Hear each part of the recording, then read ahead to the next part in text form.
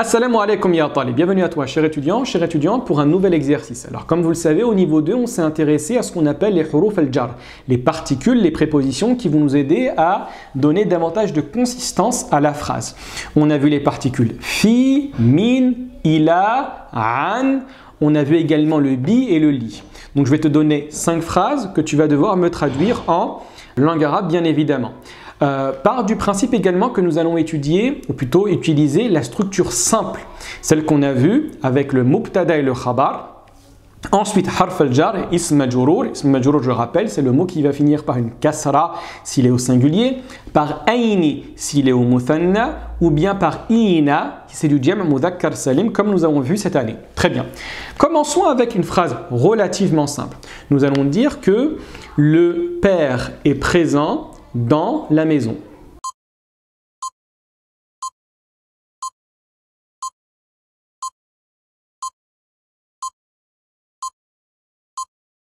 Donc effectivement, on va dire que al-abu hadirun fil bayti. Très bien. Alors pour cette deuxième phrase, nous allons utiliser plutôt un verbe.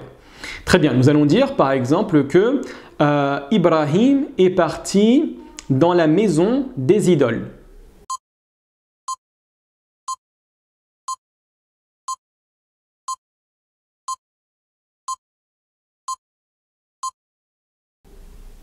Donc effectivement, nous allons dire Dhahaba Ibrahimu ila baytil asnami. Très bien.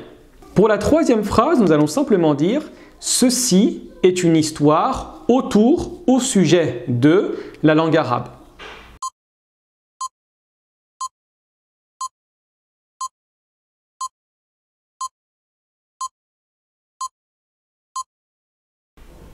Donc effectivement, nous allons dire Hadihi qissatun an al-lughati al-arabiyya.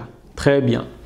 Nous allons dire pour la quatrième phrase que Ahmed est parti à la mosquée en voiture, avec la voiture.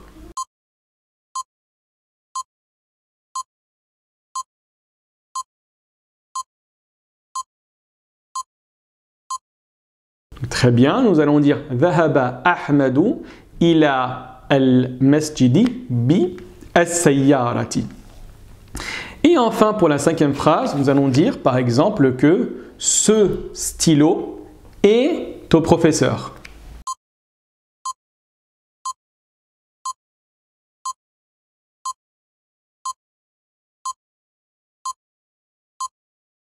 Effectivement, nous allons dire hadha al-qalamu li al-ustadi.